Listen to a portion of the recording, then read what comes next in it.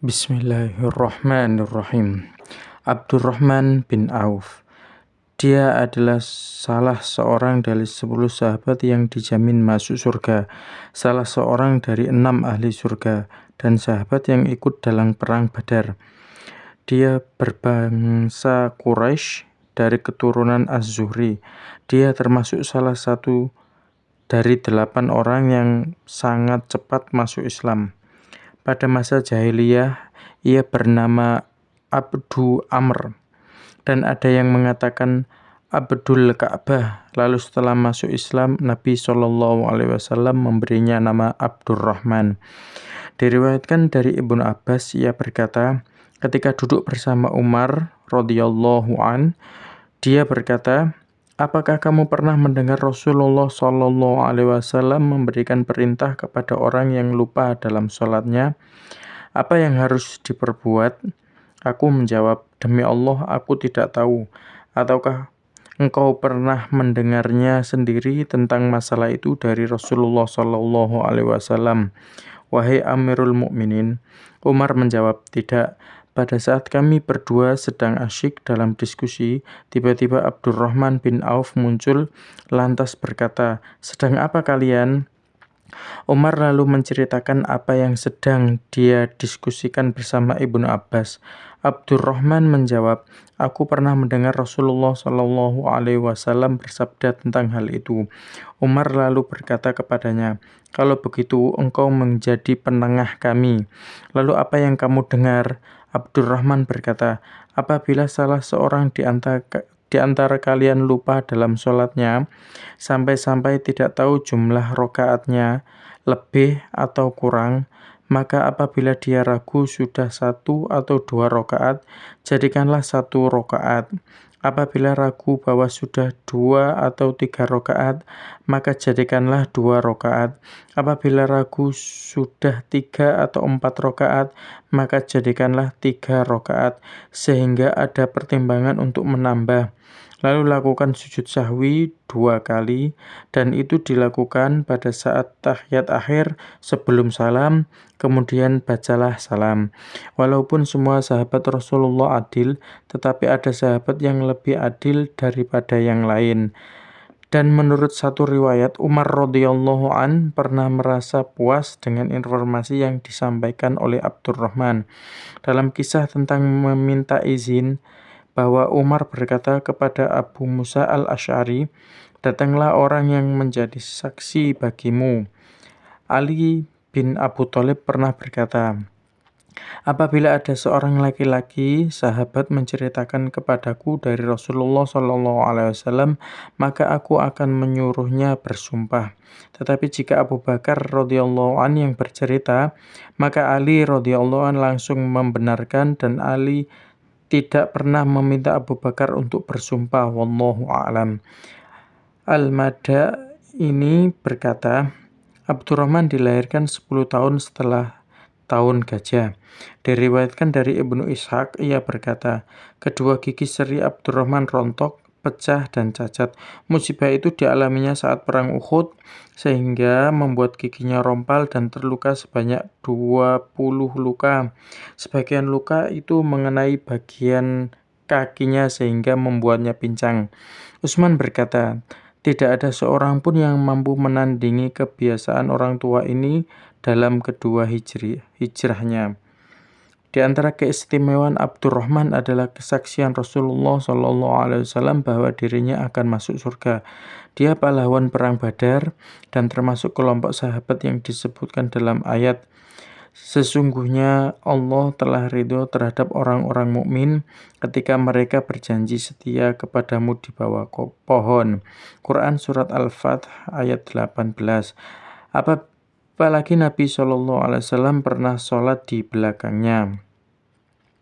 Diriwayatkan dari Amr bin Abdul Wahab As-Saqafi, ia berkata, pada waktu kami sedang bersama Al-Mughirah bin Syu'bah, dia ditanya apakah ada orang lain yang pernah menjadi imam Nabi selain Abu Bakar. Dia menjawab ya, lalu dia menyebutkan bahwa Nabi sedang berwudu. mengusap sepatunya dan serbannya. Kemudian beliau sholat di belakang Abdurrahman bin Auf, dan aku juga sholat bersamanya 1 rakaat, sedangkan 1 rakaat lagi yang ketinggalan aku qadha. Diriwayatkan dari Qatadah, ia berkata, ayat orang-orang munafik, yaitu orang-orang yang mencela orang-orang mukmin. Quran Surat At-Taubah ayat 79. Diturunkan ketika Abdurrahman bin Auf menyedekahkan separuh hartanya sebanyak 4.000 dinar. Orang-orang munafik berkata, sesungguhnya Abdurrahman sangat riya. Diriwayatkan dari Syakik, ia berkata, ketika Abdurrahman menghadap Ummu Salamah, ia berkata, wahai Ummul Mukminin, aku sebenarnya takut masuk dalam kelompok orang-orang yang rusak. Aku juga orang Quraisy yang memiliki banyak harta, dan aku telah menjual tanah seharga 40.000 dinar. Ummu Salamah berkata, hai anakku, berinfaklah, karena aku mendengar Rasulullah Shallallahu Alaihi Wasallam bersabda, sesungguhnya ada dari sahabat-sahabatku yang tidak melihatku lagi setelah aku berpisah dengannya. Lalu aku menemui Umar dan menceritakan kepadanya tentang masalah itu. Beliau kemudian mendatangi Ummu Salamah dan berkata, demi Allah, apakah aku termasuk golongan mereka? Ummu Salamah menjawab, tidak.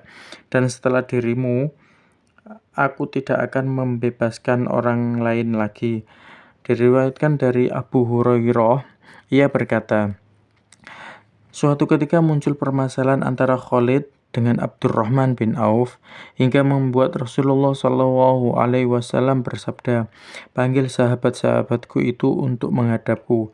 Sesungguhnya jika ada salah seorang di antara kalian menginfakkan emas sebanyak gunung Uhud, maka pahalanya tidak bisa menyamai infak salah seorang dari mereka walaupun hanya 1 mud atau separuhnya.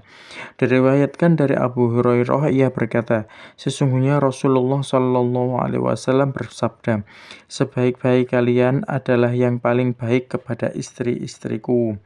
Abdurrahman kemudian memberikan wasiat kepada mereka berupa sepetak tanah seharga 400.000.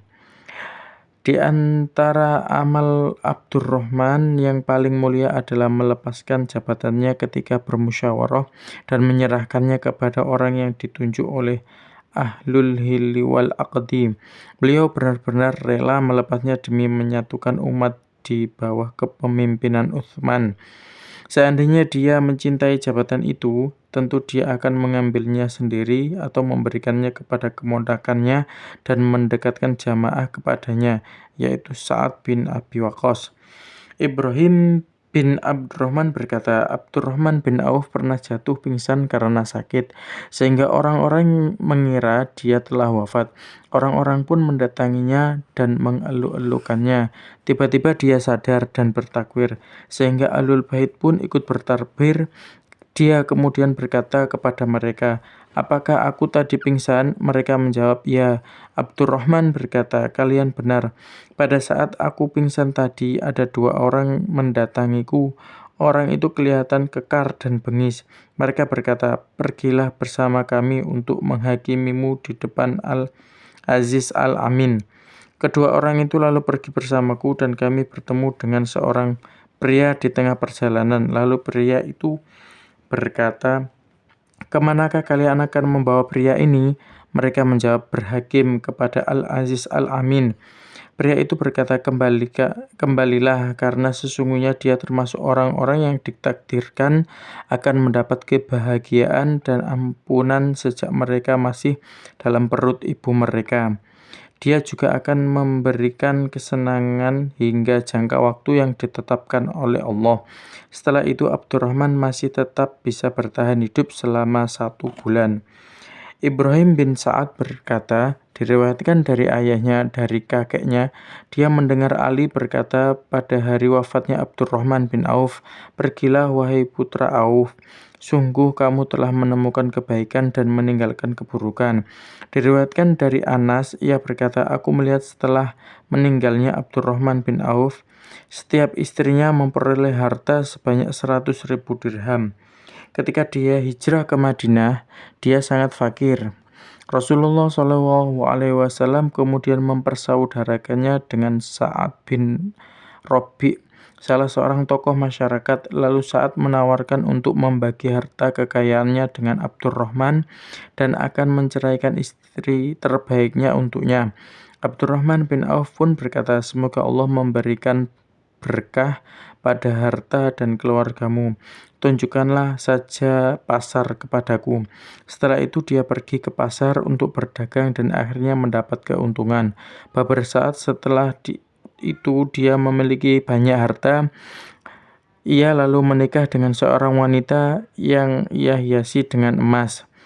Nabi SAW berkata kepadanya, "Adakah walimah walaupun hanya dengan menyembelih seekor kambing?" Setelah itu ia berhasil dalam berdagang dan sukses. Dia meninggal pada tahun 32 Hijriah dan dimakamkan di Baqi'. Abu Umar bin Abdul Bar berkata, dia sangat pandai berdagang. Setelah meninggal dunia, ia mewariskan 1.000 unta, 3.000 kambing, dan 100 kuda. Dia juga memiliki perkebunan di Jurf yang diairi dengan air hujan. Menurut aku, Abdurrahman bin Auf adalah sosok orang kaya yang pandai bersyukur, sedangkan Uwais adalah sosok orang miskin yang pandai bersabar. Dan Abu Dzar setelah Abu Ubaidah adalah sosok orang yang zuhud dan mampu menahan diri.